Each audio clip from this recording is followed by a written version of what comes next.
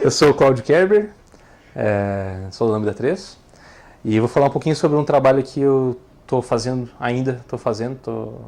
começou faz menos de um mês. É a migração de um sistema para outro sistema, que é o mesmo sistema, mas não é mais o mesmo. Entendi. Claro. Imaginem, ninguém nunca usou esse conceito, mas imaginem uma árvore, né, e galhos. Então, o que acontece é que uma instância desse sistema ficou usando um galho e o outro galho continuou evoluindo a partir desse galho. Ele parou nesse ponto e continuou evoluindo. E agora, por razões de negócio, precisam que quem está usando isso aqui, todas as informações que estão aqui, dê um merge com as informações que estão aqui. E funcione a partir desse momento, né? Continue funcionando. As equipes todas que estão separadas vão usar o mesmo sistema. A questão é que o sistema tem 486 tabelas. É tabela pra caramba. E a gente precisa saber por onde começar. Então, como é que a gente começou isso? A gente começou mapeando as foreign keys dessas tabelas para descobrir que tabelas tinham mais importância relativa que as outras. E começou pensando no seguinte: eu vou pegar primeiro as tabelas que não tem foreign key, que não tem dependência de outras tabelas, são tabelas que estão ao redor e são tabelas de conteúdo. São mais fáceis de avaliar, então comparando e vendo o que acontecia. A gente criou um fluxo simples que é o seguinte: pega a tabela, compara, olha as FKs, olha como é que está a situação das tabelas para as quais ela aponta e vê se elas estão... Por exemplo, qual é o melhor caso?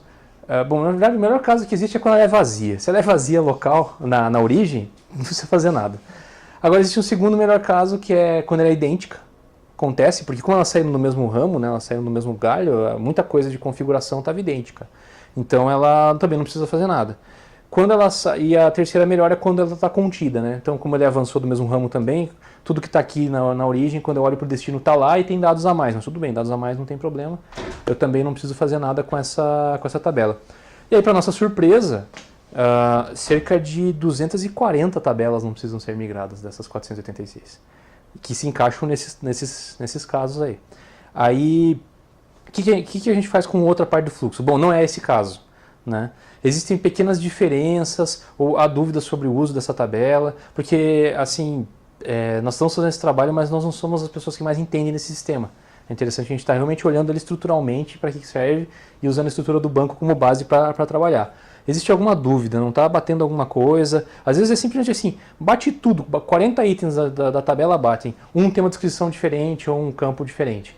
A gente cria um fluxo de decisão do negócio que fica separado para a gente descobrir depois qual o negócio o que fazer com essa tabela. E aí existem aquelas tabelas que são tabelas de ligação, tabelas que estão apontando para 6 foreign keys, 5 foreign keys, 4, 2, 1. E essas aí não tem nenhuma dúvida de negócio, mas eu vou ter que migrá-las eventualmente. Mas aí o que acontece? Eu tenho que priorizar o trabalho nelas de acordo com quantas foreign keys faltam para eu poder migrar. Então elas estão todas numa outra fila, né, dizendo assim, olha, essa aqui tem 6 foreign keys, 4 a gente já sabe o que fazer com elas, mas tem 2 que está lá em decisão do negócio. Então a nossa vida está mais ou menos assim. Mas foi um trabalho bem legal que em questão de duas semanas e meia, bem quebrado por causa dos jogos da Copa ainda, mas a gente conseguiu fazer um esforço concentrado para poder dizer, olha, eu tenho esses números, são tantas que eu tenho que migrar, tantas decisões do negócio que a gente tem que fazer, até porque a gente precisa saber como a gente vai arrumar tempo do pessoal de negócio para responder isso da gente, que no começo a gente nem sabia, e quantas a gente não precisa migrar. A gente conseguiu quantificar isso, e agora o próximo passo é, olhando essas de negócio aqui, o que eu vou olhar primeiro? Bom, tem algumas coisas que são super importantes, são core do sistema, mas tem aquelas que a gente olha, por exemplo, bom, eu vou olhar primeiro aquela que tem 14 tabelas apontando para ela do que a que está apontando só 7, ou 2, ou 1. Então a gente repriorizou isso e a partir de amanhã a gente começa uma etapa nova de verificação disso, né, para funcionar.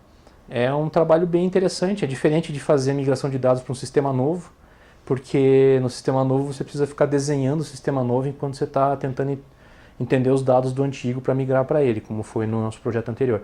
Nesse aqui tem uma estabilidade que eu admiro muito, que é, olha, tá lá o sistema, ele já existe, né? Mas o problema é, como é que eu faço esses dados todos caírem lá no sistema novo sem dar uma hecatombe? Até porque eu vou ter equipes diferentes mexendo com o sistema. Aí existe até questão de pessoas duplicadas no sistema.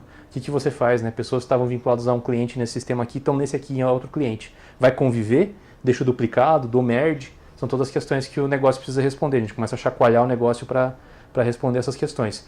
E aí surgem algumas coisas criativas. Por exemplo, esse sistema, ele tem um modelo de importação de pessoas. Vou dizer pessoas para não falar da origem do sistema, mas de importação de pessoas para o sistema. O que a gente vai fazer? A gente vai pegar todas as pessoas que estão no sistema que vai ser migrado e não vai passar via transformação para o sistema novo. A gente vai reimportá-las.